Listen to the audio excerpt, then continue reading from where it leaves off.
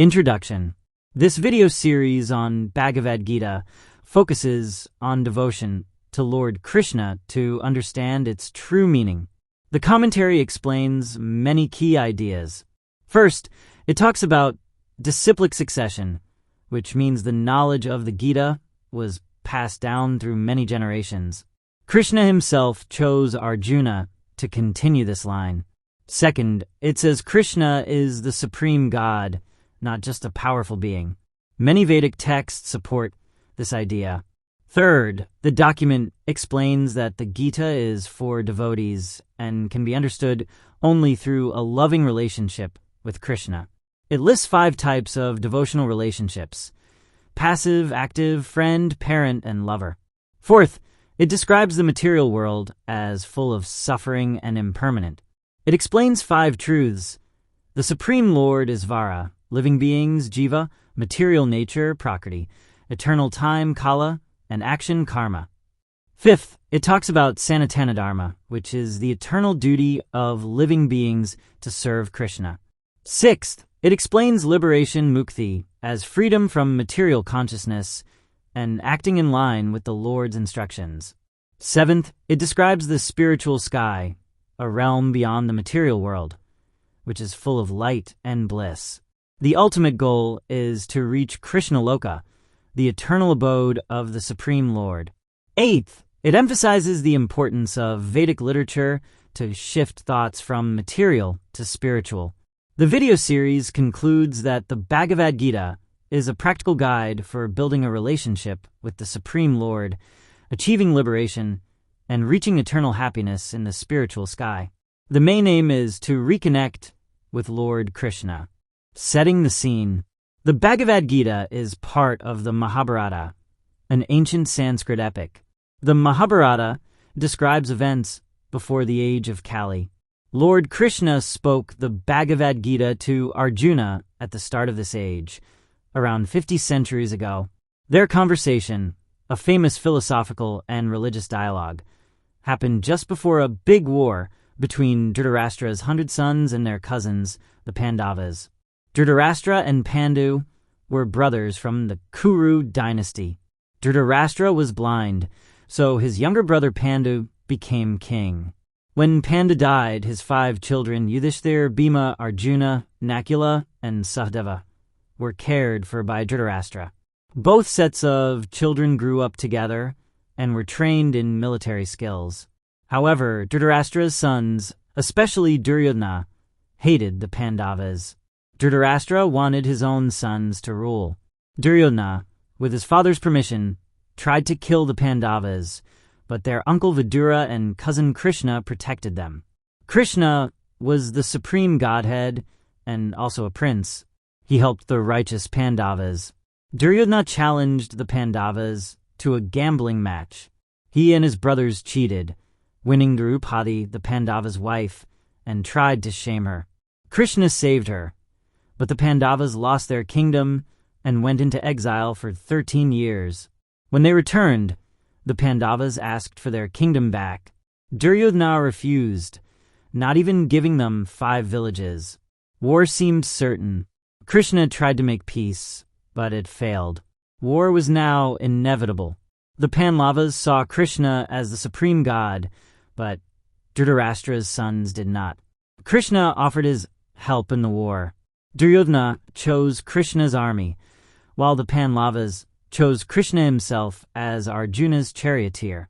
The Bhagavad Gita starts with both armies ready for battle and Dhritarashtra asking his secretary Sanjaya about the events.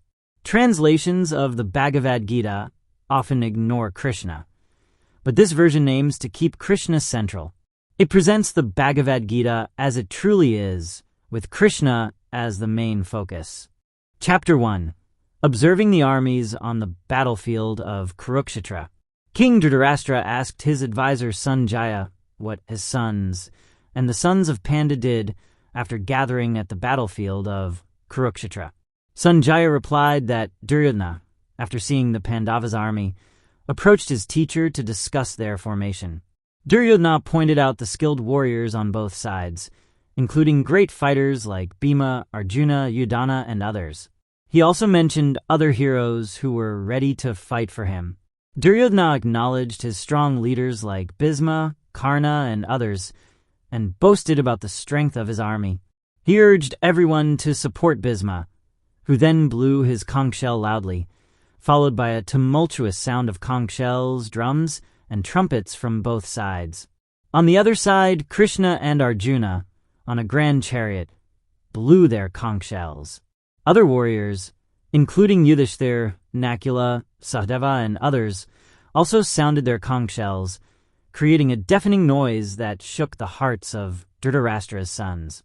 Arjuna, ready to fight, asked Krishna to place their chariot between the armies so he could see who he was about to face in battle. Krishna complied, and Arjuna saw his relatives and loved ones on both sides. Overcome with compassion, Arjuna expressed his sorrow and reluctance to fight, feeling his body tremble and his mind reel with grief. Arjuna questioned the value of the battle, pondering the consequences of killing his kin for the sake of a kingdom. He lamented the destruction of family traditions and the sin that would follow such a fight. Arjuna preferred to be killed unarmed rather than fight against his own family. Overwhelmed with grief, he put down his bow and arrows and sat on his chariot. Chapter 2. Contents of the Gita summarized. Arjuna was very sad, and his eyes were full of tears. He didn't want to fight. Krishna told him he was being weak and should be strong. Arjuna was confused. He didn't want to hurt or kill his teachers. He didn't know if it was better to win or lose. He asked Krishna what to do and said he would listen as Krishna's student. Arjuna was so sad that he didn't think anything could help. He told Krishna he wouldn't fight. Krishna smiled and spoke to Arjuna. He said Arjuna was sad about things he shouldn't be sad about. Wise people don't worry about living or dead people. Everyone has always existed and will always exist. The soul moves from one body to another, like growing from a child to an adult. Wise people know this and aren't upset. Feeling happy or sad is like the changing seasons. We should learn to deal with these feelings. People who aren't bothered by happiness or sadness can be free. The body isn't forever, but the soul is. The soul cannot be destroyed. Krishna said the body will die, so Arjuna should fight. The soul can't kill or be killed. It's always there and never dies. Krishna asked why Arjuna thought he could kill someone when the soul never dies. Just like changing clothes, the soul changes bodies. The soul can't be hurt or destroyed. People see the soul in different ways. Because the soul can't be killed, Arjuna shouldn't be sad about anyone. As a warrior, fighting is Arjuna's duty. He shouldn't hesitate. If Arjuna fought, he could go to heaven. But if he didn't, he would be shamed. Krishna told him to fight to win, or even to die and go to heaven. Arjuna should fight without worrying about winning or losing. Krishna explained things in another way. Even a small step on this path could save a person from danger. Some people only care about rewards, but Krishna told Arjuna to focus on himself and be free from these ideas. People should do their duty without thinking about what they'll get. They shouldn't think about winning or losing, just do their duty. People who work for personal gain are selfish. Good work can avoid bad things. Focusing on God can free people from being born and dying again. A clear mind helps people understand everything, including God. Arjuna asked what a person who understands God is like. Krishna said they're happy with themselves and don't want things. They're not too sad or happy about what happens. They can pull their senses away from things, like a turtle pulls in its arms and legs. Even if people don't want to do bad things, they might still want to. Controlling the senses and thinking about God makes someone wise. Thinking too much about what we want makes us want more, leading to anger and confusion. But people who control themselves and don't want things can be close to God. Happy people close to God won't be sad about the world. A steady mind brings peace. Thinking about desires can carry us away, but controlling senses brings wisdom. Wise people are awake when others are asleep.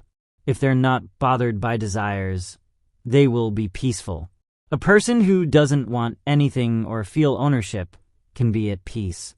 Living this way leads to God. Chapter 3. Karma Yoga. Arjuna was confused and asked why he should fight if being smart is better than working. He wanted to know what was best for him. Krishna, the Supreme Personality of Godhead, explained that there are two ways to understand oneself, through thinking and through devotion. Krishna said that just stopping work won't make you free. Everyone has to do something because of how they are made by nature. You can't stop doing anything even for a moment. If you stop using your body but think about fun things, you are tricking yourself. But someone who controls their body with their mind and works without wanting anything is very good. It's better to do your duty than to avoid work. Even your body needs work. Work done as a sacrifice is important. Without it, work causes problems. You should do your duties for God to be free. In the beginning, God made people gods and sacrifices. He told them to be happy by sacrificing. Sacrifices make everyone happy. If people and gods work together, everyone will be happy. The gods give us what we need when we sacrifice. If you take things without giving back, you are like a thief. People who offer food to God are free from sins. Those who cook only for themselves are eating sin. All living things need food, and rain makes food. Sacrifices bring rain, and duties create sacrifices. The rules for duties are in the Vedas, which come from God. God is always present in sacrifices. If you don't perform sacrifices, your life will be sinful. Living just for fun wastes your life. However, someone who is happy with themselves doesn't need to do anything. They have no reason to work or not work, and don't depend on anyone. You should do your duty without wanting anything in return. By working selflessly, you can reach God. Great kings became perfect by doing their duties, teaching others to do the same. What a great person does, everyone else follows. God doesn't need to work, but still does his duties. If God didn't do his duties, everyone would follow him, and the world would be ruined. He would cause problems and destroy peace. Wise people should act without wanting anything, like those who don't know. They should help others work in a good way. The soul thinks it is doing things, but it is really nature. People who know the truth don't seek pleasure from their senses. They know the difference between working for God and working for fun. People who don't know get caught up in work, but the wise shouldn't bother them. Wise people should do their work for God, know him, and not want anything in return. Those who do their duties for God are free from problems caused by desires. Those who don't follow these rules are foolish and won't reach perfection. Everyone acts according to their nature, so stopping them won't help. There are rules for liking and disliking things. You shouldn't let them control you, as they can stop you from finding yourself. It's better to do your own job poorly than to do someone else's job well. It's dangerous to follow someone else's path. Arjuna asked what makes people do bad things even when they don't want to. Krishna said it's lust, which comes from wanting things too much. Lust turns into anger and is a very bad enemy. Lust covers us like smoke covers fire, dust on a mirror, or a baby in the womb. It makes it hard to know who we really are and is never satisfied, burning like a fire. Lust sits in the senses, mind, and intelligence, making it hard to know what is real. Krishna said to stop lust by controlling your senses. The body is better than things. The mind is better than the body. Intelligence is better than the mind. And the soul is better than intelligence. Knowing you are better than the body, mind, and intelligence, you should control your mind with wisdom. Conquer lust with spiritual power. Chapter 4. Transcendental knowledge, a very old and special kind of knowledge, just like a secret that was passed down a long time ago. This knowledge is about how we are connected to the most important being, called the Supreme, or God. God says he gave this knowledge to the sun god, Vivasvan. Vivasvan then taught it to Manu, and Manu taught it to Ikshvaku. But over time, people forgot how to learn it. Now, God is sharing it again with Arjuna, his friend and follower. God explains that he has lived many lives and remembers them all. He says that he never changes, but comes to the world in his original form whenever goodness fades and badness increases. He comes to protect good people, destroy bad ones, and set things right. If you understand God's nature, you won't have to be born again in this world. Many people in the past have learned about God and become free from sadness and anger. When people give themselves to God, he helps them. Some people worship lesser gods to get what they want. God says he created different types of jobs in society based on what people are like. But he says he doesn't do anything and doesn't want anything. People who understand this don't get caught up in the results of their actions. It's hard to know what is the right action and what is not. A smart person knows when action is like not acting and when not acting is like acting. A person who doesn't want anything for themselves is a true worker. If you do your work without wanting anything in return, you won't be affected by bad things. If you are happy with whatever you get, you will never be trapped by your actions. When a person is totally focused on God, they go to the spiritual world. Some people do special acts called sacrifices. Some offer things to lesser gods, and some offer sacrifices to the Supreme. Others offer up their senses or their breath. All of these are ways to become clean from bad actions. Sacrifice done with knowledge is better than just giving things away. To learn this special knowledge, you need to find a teacher who knows the truth. With this knowledge, you will see that all living things are connected to the Supreme. This knowledge is like a boat that can take you across a sea of problems. It is the most wonderful and pure thing in the world. If you are faithful and control your senses, you can get this knowledge and find peace. If you doubt and are not faithful, you will not be happy. A person who does actions without wanting the results and who has no more doubts is free from the bad effects of their actions. So, use this special knowledge to clear up your doubts and do your duty. Chapter 5. Karma Yoga, Action in Krishna Consciousness. Arjuna asked Krishna, which is better, stopping all work or working with devotion? Krishna said both can lead to freedom, but working with devotion is better. Someone who doesn't hate or want rewards is always free.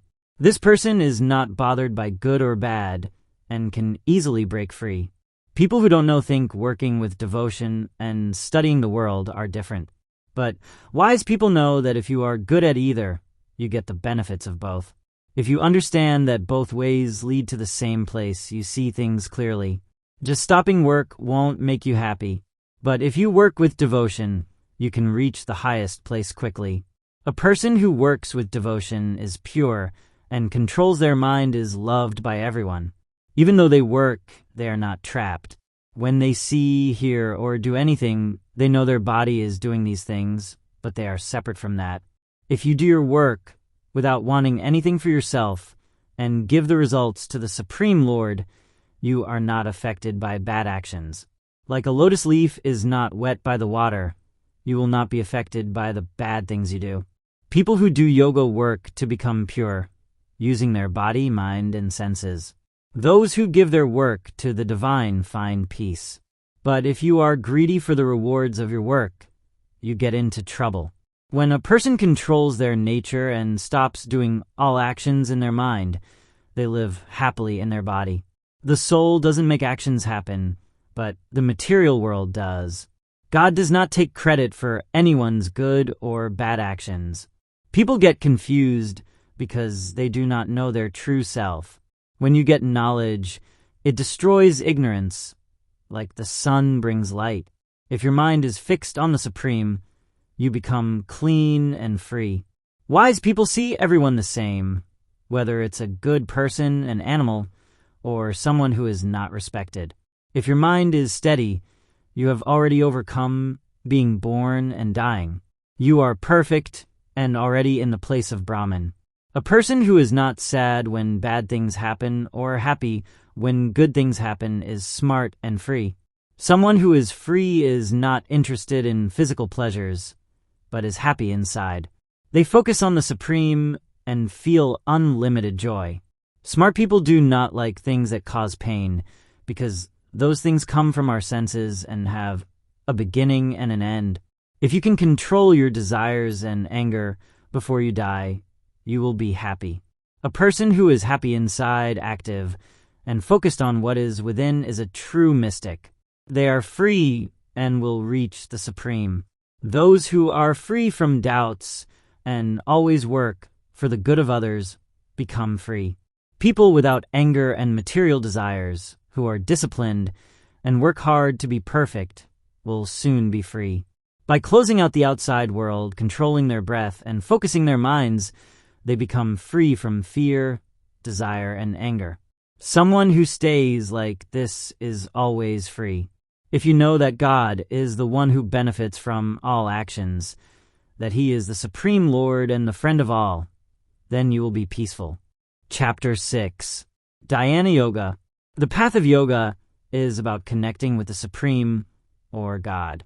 It says that a true mystic does their duties without wanting rewards. This is like yoga, which connects a person to the Supreme and requires giving up the desire for pleasure. For beginners, doing work is a good way to start. For those advanced in yoga, stopping all worldly actions is the way. A person is elevated when they don't act for pleasure or rewards. You must use your mind to help yourself, not hurt yourself. The mind can be your best friend or worst enemy. If you control your mind, you can find peace. Then good and bad things will not bother you. When you are content with knowledge and self-control, you are a yogi. You see everything as equal. You treat everyone the same, whether they are good or bad to you. To do yoga, find a quiet place. Control your mind and body. Focus your mind on one thing. Sit still, look at your nose, and meditate on the Supreme in your heart. This helps you reach God. It's important to eat and sleep the right amount. If you do, you can reduce pain. When you control your mind, you become steady. Like a candle that doesn't flicker, you stay focused on the self. In a perfect state, your mind is still. You feel joy and know the truth. You are never troubled, even if things are hard. You must practice yoga with faith and determination. You have to give up all desires that come from your mind. Step by step, you focus your mind on the self alone. If your mind wanders, bring it back. A yogi with their mind on the Supreme finds true happiness. They are free from past mistakes. They see the Supreme in everything and everything in the Supreme. Someone who sees the Supreme and the Supersoul as one is always with the Supreme. A perfect yogi sees everyone as equal in happiness and sadness. The mind is hard to control like the wind, but with practice and detachment, it's possible. If you don't control your mind, it's hard to reach self-realization. If a person tries yoga but fails, they do not lose everything. They are reborn into a good family. They remember their past life and continue to practice yoga. They become drawn to yoga naturally. By continuing to work hard in yoga, they will finally reach the goal after many lives. A yogi is better than those who do not work for spiritual goals. The best yogi is one who always thinks of the Supreme with love and faith. This person is closest to the Supreme. Chapter 7. Knowledge of the Absolute. Understanding the Supreme Being through yoga and devotion is about knowing both what we can see and what we cannot. Very few people truly understand the Supreme Being. There are two kinds of energies, material and spiritual. Material energies include things like earth, water, and mind. Spiritual energy is the living beings that use the material world. Everything comes from these two energies, and the Supreme Being is the origin and end of everything. The Supreme Being is the highest truth, and everything is connected to it. The Supreme Being is described as the taste of water, the light of the sun and moon, and the sound in the air. It is the fragrance of the earth, the heat in fire, and the life in all beings. It is also the source of intelligence and power. The Supreme Being is the strength of the strong, but without desire. It is in everything but also separate from it. The world is confused by the three modes of nature, but the Supreme Being is above these modes. It's difficult to overcome the three modes of nature, but those who surrender to the Supreme Being can do so.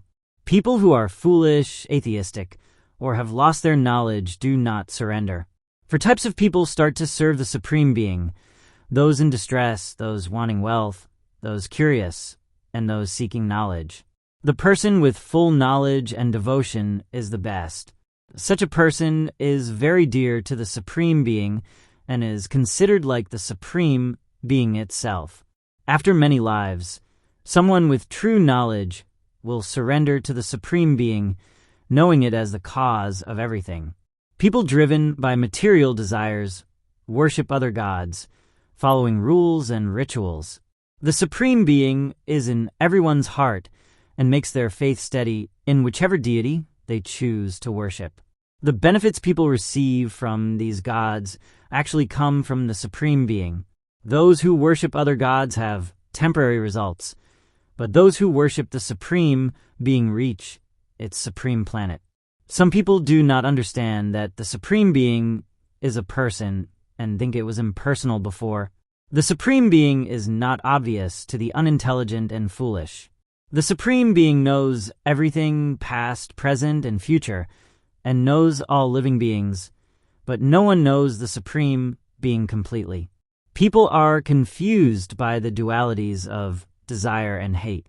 Those who have done good actions in the past are free from this confusion and devoted to the Supreme Being.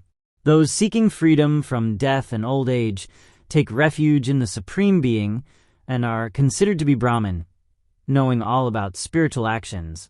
Those who know the Supreme Being as the ruler of all things can understand it even at the time of death. Chapter 8. Attaining the Supreme. Arjuna asks about important spiritual topics. He wants to understand Brahman, the self, actions, the material world, and demigods. He also asks about the Lord of Sacrifice and how devotees can know the Lord at the time of death. The Supreme Lord explains these ideas. Brahman is the eternal living being. The self is the eternal nature of beings. Karma is actions linked to the physical body. The material world is always changing. Demigods are parts of the Lord's universal form. The Lord of Sacrifice is the Supreme Lord as the Supersoul. The Lord says that if someone thinks of him at death, they will reach him. The state of mind at death decides the next life. So, one should always think of the Lord while doing their duties. Those who focus on the Lord will reach him. One should meditate on the Supreme Person. He knows everything is the oldest and is the controller. He is smaller than the smallest and keeps everything running. He is beyond our material understanding and is a person. He is bright like the sun and beyond the material world. One who focuses their life energy between the eyebrows and remembers the Lord with devotion will reach him. Wise people who say Om and give up the world enter Brahman. By detaching from senses and focusing the mind, one can practice yoga. By saying Om and thinking of the Lord, one reaches spiritual planets. The Lord is easy to reach for those who always remember him. Great souls who reach the Lord never come back to the world of suffering. All planets in the material world are places of birth and death, but reaching the Lord's abode ends rebirth. A day of Brahma lasts 1,000 ages. At the start of Brahma's day, beings appear, and they merge back at night. This cycle repeats, but there is an eternal, unmanifest nature beyond this. This is the Lord's supreme abode. The Lord is reachable through devotion. He is in his abode, but is present everywhere. There are different times to leave the world. Dying during the day, light, and the sun's northern path leads to the supreme. Dying during the night, darkness, and the sun's southern path leads to the moon, and then back to earth. Devotees are not confused by these paths. Devotion brings all the benefits of other practices. Devotees reach the supreme abode by their devotion. Chapter 9. The most confidential knowledge. The Supreme Being is speaking to Arjuna. He promises to share secret knowledge that will help Arjuna escape suffering. This knowledge is pure, eternal, and joyful. It is the best education and the most secret of all secrets. People who lack faith cannot reach the Supreme Being and are reborn repeatedly. The entire universe exists within the Supreme Being, but he is not confined by it. The Supreme Being creates everything, but is not a part of the creation. He is the source of all things. Everything rests in the Supreme Being, like the wind rests in the sky. At the end of time, all things return to him, and he creates everything again. The Supreme Being controls the whole universe, but remains unaffected and detached from all work. Material nature is the energy of the Supreme Being, creating all things, both moving and still. This creation process repeats endlessly. Fools do not understand the Supreme Being when he appears in human form. They are drawn to atheism, and their hopes, actions, and knowledge go to waste. Wise people, protected by divine nature, are devoted to the Supreme Being. They know he is the Supreme God and always praise and bow down to him. Some worship him as one, some as many, and some in his universal form. The Supreme Being is everything: the ritual, the sacrifice, the offering, father, mother, and support of the universe. He is the goal of knowledge, the syllable M, and the Vedas. He sustains, masters, and befriends the universe. He is creation and destruction, the basis of all things. The Supreme Being gives heat and rain, and is life and death. Both spirit and matter are within him. Those who study the Vedas and drink soma seek heaven, enjoy pleasure there, and return to earth when their good deeds are exhausted, leading to repeated rebirth.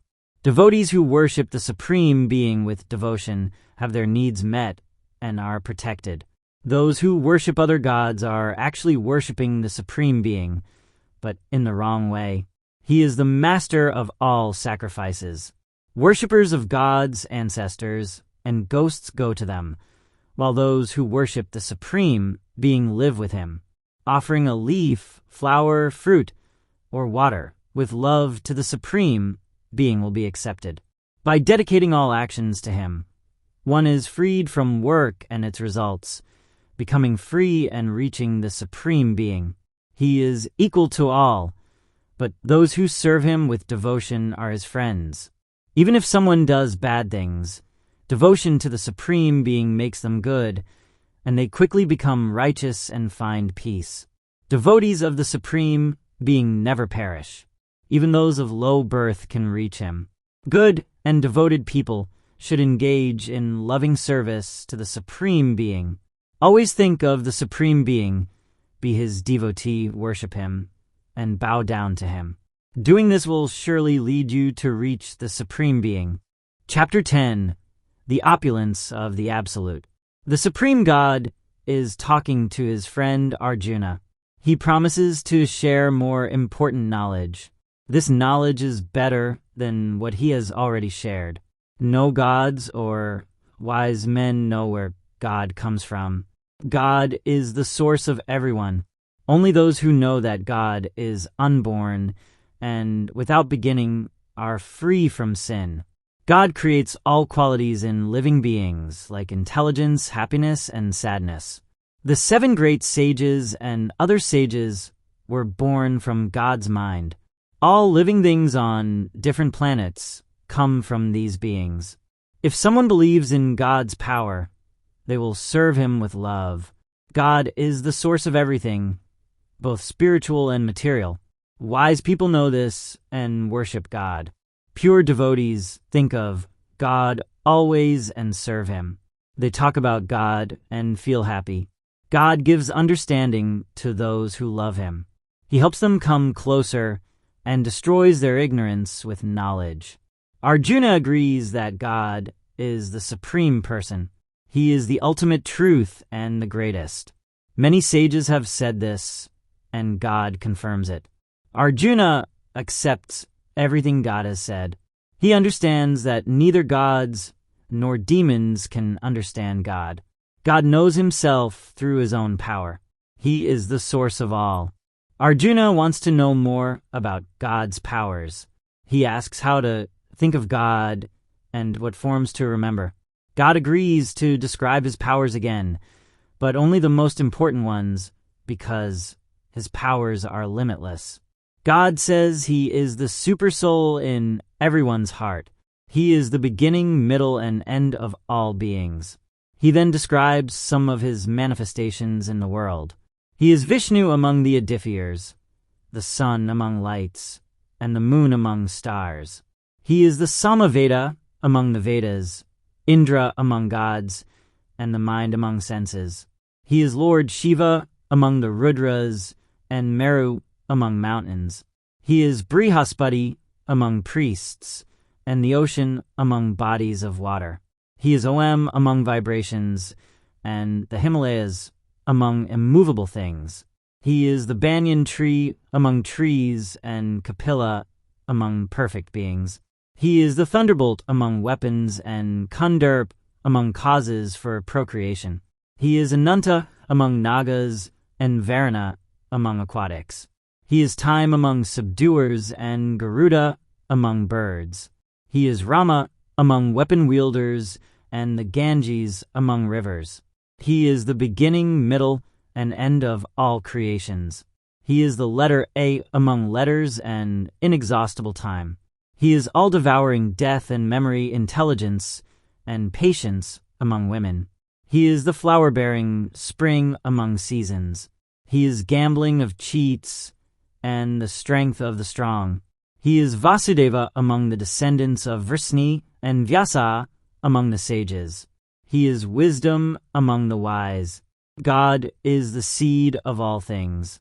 Everything that exists comes from God. His powers are endless.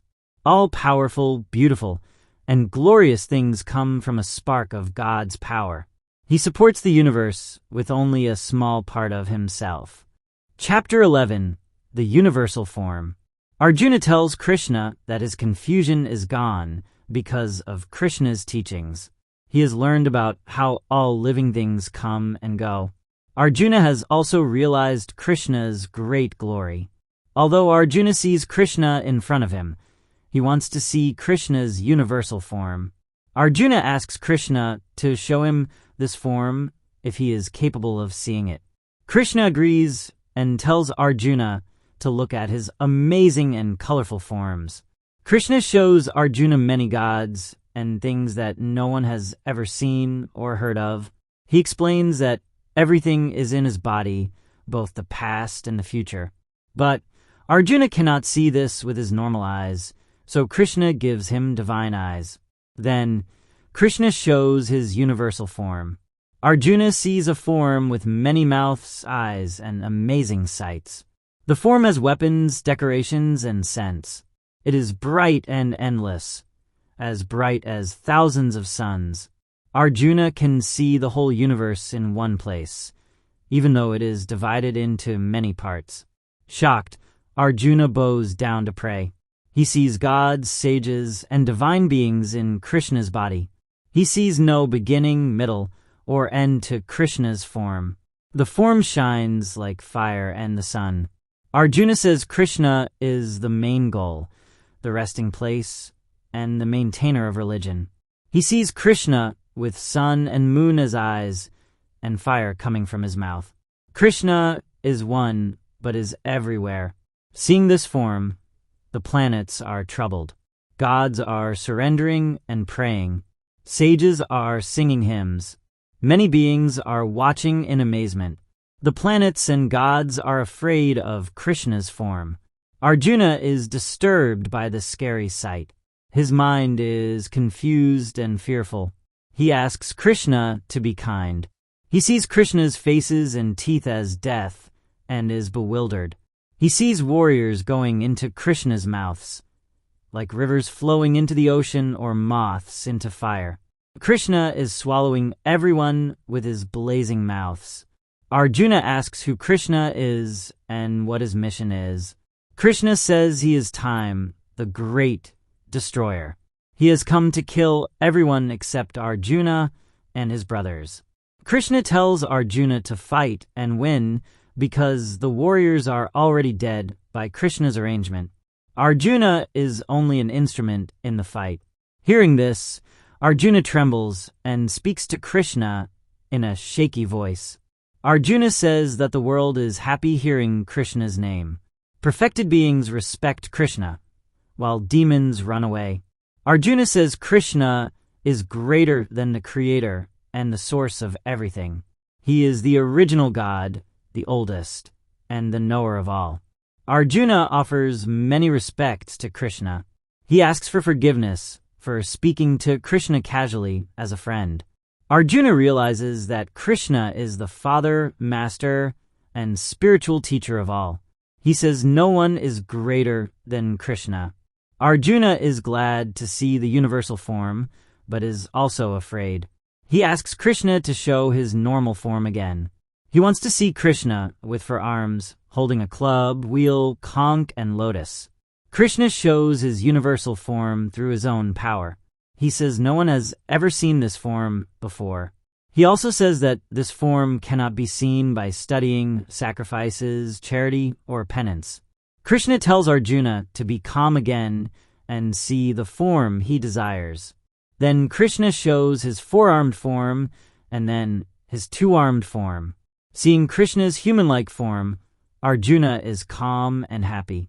Krishna says his form is very hard to see, even for the gods. The form cannot be understood by studying, penance, charity, or worship. Only through devotion can one understand and see Krishna as he is. Krishna says that those who devote themselves to him, work for him, and are friendly to everyone will come to him. Chapter 12, Devotional Service. Arjuna asks which path is better, worshiping God directly or worshiping the unmanifested, impersonal God. God says that those who focus on his personal form and worship him with faith are the most perfect. Those who worship the impersonal God, who is everywhere and unchanging, also reach God. These people control their senses and are kind to everyone. However, the path of worshiping the impersonal God is hard. It is difficult for people with bodies to make progress this way. But those who worship God directly, giving all their actions to him and always thinking of him, are quickly saved from the cycle of life and death. God advises to fix your mind on him and use your intelligence for him. If that is too hard, then follow the rules of Bhakti Yoga to desire God.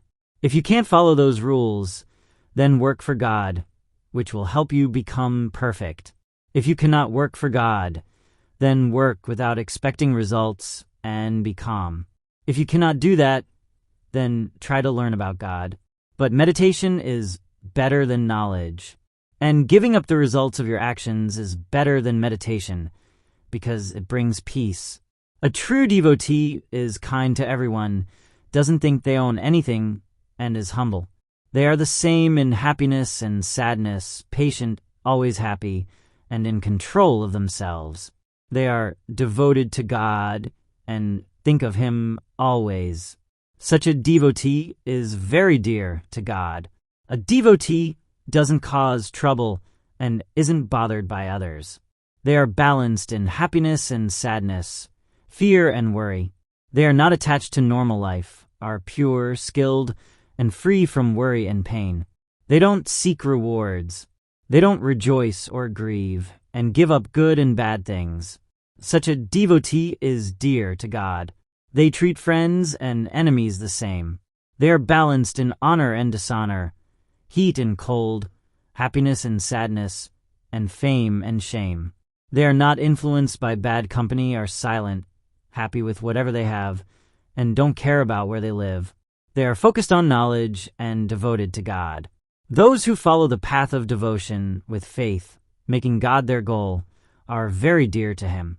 Chapter 13, Nature, the Enjoyer and Consciousness. Arjuna asks Krishna about different concepts like nature, the enjoyer, consciousness, the field, and the knower of the field. Krishna explains that the body is the field, and the one who knows the body is the knower. Krishna says he is the knower in all bodies, and understanding this is true knowledge. He promises to explain how the body works, its changes, origin, and the role of the knower. The sages wrote about this knowledge in Vedic texts, especially in Vedanta Sutra. They describe the field as including the 5 great elements: ego, intelligence, unmanifested nature, the 10 senses, mind, sense objects, emotions like desire and hatred, and more. True knowledge involves qualities like humility, nonviolence, tolerance, simplicity, and devotion. It also involves seeing the negative aspects of life like birth, death, and old age. Anything else is considered ignorance. Brahman, or spirit, has no beginning and is under Krishna. The supersoul is everywhere and is the source of all senses, but has no senses itself. It is beyond nature and controls everything while remaining detached. The supreme truth exists inside and outside all beings and cannot be seen with material senses. It is both near and far, one and many, and is the source of light and knowledge. Krishna summarizes the field, knowledge, and the knowable. Only true devotees can fully understand this. Both material nature and living beings have no beginning. Changes come from nature, which causes material effects. Living beings experience good and evil due to nature, but can also find another enjoyer, the supersoul, in their body. Understanding all this leads to liberation. People find the supersoul through meditation, knowledge, and selfless work. Some worship by hearing from others and overcome birth and death. All existence combines the field and the knower. True seeing involves recognizing the supersoul in all bodies and understanding that the self does nothing. The body does all actions. Realizing the eternal soul's freedom from the body leads to the highest goal. The soul, like the sky, does not mix with the body. Consciousness lights up the body, just as the sun lights up the world. Those who see this difference and understand it reach the supreme goal. Chapter 14. The 3 modes of material nature. The world is influenced by 3 types of energy called modes. These modes affect everything and always compete with each other to be the strongest. The first mode is goodness. It is pure and brings happiness and wisdom. It helps people understand things and be free from sinful actions. When goodness is strong, a person feels happy and gains knowledge. Those in goodness are conditioned by happiness and knowledge. The second mode is passion. It comes from desires and wanting things. People in passion work hard for what they desire and become tied to their actions. This mode can lead to misery. The third mode is ignorance. It makes people confused, lazy, and causes darkness and illusion. This mode prevents people from understanding the truth and leads to foolish actions. When ignorance is strong, a person experiences madness, laziness, and sleep. When a person dies, the mode they are in decides where they go. If they die in goodness, they go to a higher planet. If they die in passion, they are reborn into a life of action on earth. If they die in ignorance, they are reborn as an animal. It is possible to go beyond these 3 modes. Someone who has gone beyond the modes is not bothered by happiness or sadness. They see everything the same, whether good or bad. They are steady and do not care about praise or blame. They have renounced all material activities. One can go beyond the modes by engaging in devotional service. This allows a person to become free from the cycle of birth and death and achieve true happiness. By understanding that the modes of nature are the only performers of actions, and by knowing the Supreme Lord, one can attain the spiritual nature. The Supreme Lord is the basis of the impersonal Brahman, which is immortal and the source of ultimate happiness. Chapter 15. The Yoga of the Supreme Person. Imagine a special tree, like a banyan tree, with its roots at the top and branches below. This tree represents the material world. The leaves are like Vedic hymns, which are sacred songs. Understanding this tree means understanding the Vedas. The branches grow up and down, fueled by nature, and represent our senses. The roots go down and represent our actions. It's hard to see the tree clearly. You can't see where it starts or ends. But if you are determined, you can cut down the tree with detachment. Then you should find a place where you never have to return. This place is where you surrender to the Supreme Personality of God, the source of everything since the beginning of time. People who reach this eternal place are free from many things. They are not proud, they have no illusions, and they avoid bad company. They know what is eternal and have no material desires. They are not bothered by happiness or sadness. They know how to surrender to the Supreme Person. This place is not lit by the sun, moon, fire, or electricity. Once you go there, you never come back to this world. We are like small parts of the Supreme Person. We struggle because of our six senses, including our minds. We move from one body to another, carrying our ideas about life like air carries smells. When we get a new body, we get new senses like ears, eyes, tongue, a nose, and the sense of touch. We then enjoy these senses. Those who are not wise cannot understand how we move from one body to the next or what kind of bodies we get. But wise people can see all of this. Those trying to understand themselves can also see this. But those who do not have developed minds cannot see this, even if they try. The light of the sun, moon, and fire comes from the Supreme Person. The Supreme Person enters each planet and keeps them in their orbits. The Supreme Person becomes the moon and gives juice to all plants. The Supreme Person is the fire in our bodies that helps us digest food. The Supreme Person is in everyone's heart, and from this come remembering, knowing, and forgetting. The Vedas help you to know the Supreme Person. There are two kinds of beings, those who make mistakes and those who don't. In the material world, everyone makes mistakes. In the spiritual world, everyone is perfect. But there is also the Supreme Soul, who is the Lord and is beyond both those who make mistakes and those who don't. This Supreme Person maintains all three worlds and is called the greatest because they are beyond the fallible and infallible. If you know the Supreme Person without doubting, you know everything. You will be completely devoted to the Supreme Person. This is the most secret part of the Vedas. If you understand this, you will become wise and achieve perfection. Chapter 16. The Divine and Demoniac Natures. There are two types of people, those with divine qualities and those with demonic qualities. People with divine qualities are good. They are fearless, truthful, and kind. These qualities help them become free from negative actions.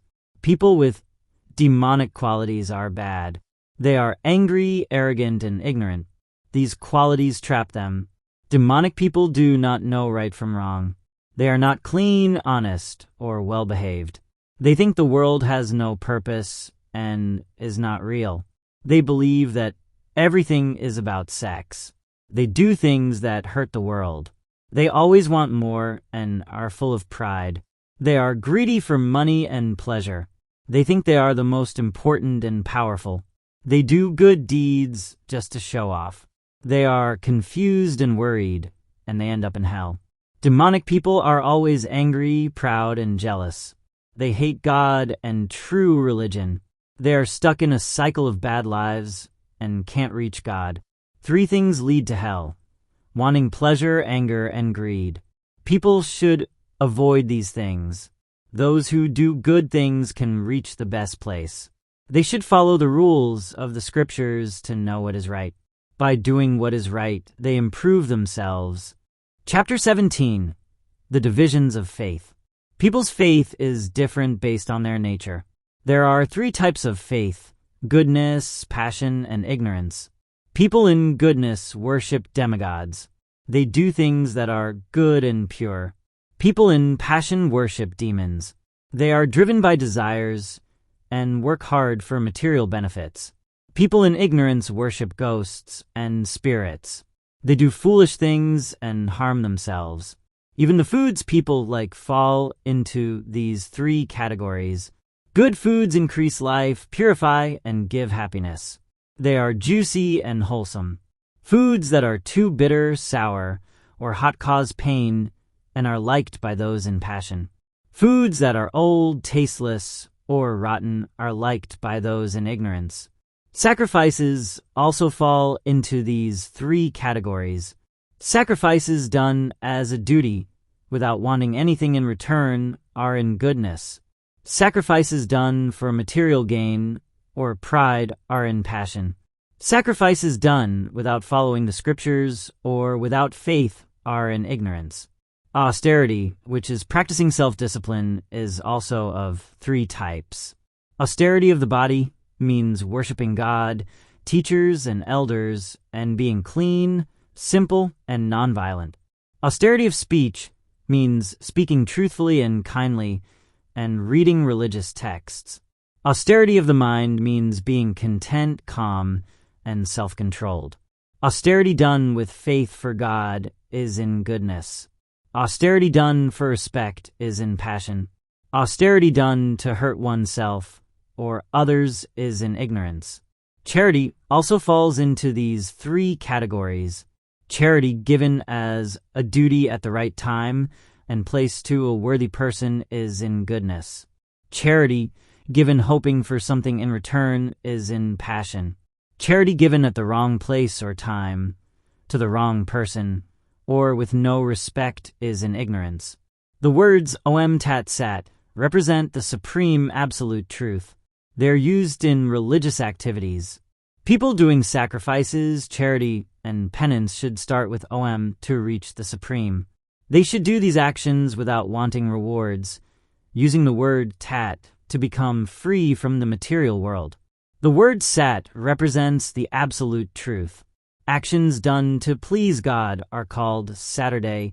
Anything done without faith is not permanent and is called a Sat. Chapter 18, Conclusion. The Perfection of Renunciation. Arjuna asks the Supreme God about renunciation and the renounced life. The Supreme God explains that renouncing actions based on desires is the renounced life, and giving up the results of actions is called renunciation. Some believe all actions should be given up, but others think that sacrifice, charity, and penance should not be given up. There are 3 types of renunciation. Actions of sacrifice, charity, and penance should be done without attachment or expecting results. They should be done as a duty. Renouncing duties due to illusion is in the mode of ignorance. Giving up duties because they are troublesome is in the mode of passion. Performing duties without attachment is in the mode of goodness. Someone who has renounced in goodness does not hate bad work or love good work. It is impossible to give up all action, but someone who gives up the results of action has truly renounced. The results of actions can be good, bad, or mixed for those who have not renounced. However, those who have renounced do not have to experience these results. There are 5 causes for all actions: the body, the doer, the senses, the efforts, and the supersoul. All actions come from these 5 things. Those who think they are the only doer are not intelligent. Knowledge, action, and the doer are of 3 kinds based on the modes of nature. Knowledge that sees one's spiritual nature in all beings is in the mode of goodness. Knowledge that sees different living entities in different bodies is in the mode of passion. Knowledge that is attached to one kind of work without knowing the truth is in the mode of darkness. Actions done without attachment, love, hatred, or desire for results are in the mode of goodness. Actions done to fulfill desires with ego are in the mode of passion. Actions done in illusion against Scripture and without care for others are in the mode of ignorance. Workers in the mode of goodness perform their duties without ego, with determination. Workers in passion are attached to work and its results and are greedy. Workers in ignorance go against Scripture, are materialistic, lazy, and morose. There are three kinds of understanding and determination. Understanding what should and should not be done is in the mode of goodness. Understanding that cannot distinguish right from wrong is in the mode of passion. Understanding that sees wrong as right and right as wrong is in the mode of ignorance. Determination that is unbreakable is in the mode of goodness. Determination seeking results in religion, wealth, and pleasure is in the mode of passion. Determination based on dreaming, fear, sadness, and illusion is in the mode of darkness. There are three types of happiness. Happiness that is like poison at first, but becomes like nectar later and leads to self-realization is in the mode of goodness. Happiness from the senses that is like nectar at first, but turns into poison later is in the mode of passion. Happiness from sleep, laziness, and illusion is in the mode of ignorance. All beings are affected by the three modes of nature. People are divided into four classes based on their qualities: Brahmanas, Kshatriyas, Vaishyas, and Sudras. Each class has its own natural qualities and work. By following their natural work, people can become perfect. Worshipping God through one's own work can lead to perfection. It is better to do one's own work imperfectly than to do another's work perfectly. Every work has some fault, like fire has smoke, so one should not give up their natural work. By controlling oneself and giving up material things, one can reach the highest stage. By purifying the intelligence, controlling the mind, giving up desires, living in solitude, and being detached, one can reach self-realization. Those who are self-realized are joyful and devoted to God. Understanding God through devotion allows entry into His kingdom. Even while performing various activities, God protects His devotees. Depend on God and work under His protection. Being conscious of God helps to overcome all obstacles. God directs all living beings who are like machines. Surrendering to God brings peace and the highest place. Thinking of God, being devoted to Him, worshiping Him, and offering homage to Him leads to reaching Him. Giving up all religions and surrendering to God frees one from sin and fear. This secret knowledge should not be shared with those who are not devoted. Those who share this knowledge with devotees are dear to God. Listening with faith leads to freedom from sin and reaching the planets of the pious. Arjuna's confusion is cleared, and he is ready to follow God's instructions. The conversation between Krishna and Arjuna is wonderful. Wherever there is Krishna and Arjuna, there will be success and morality.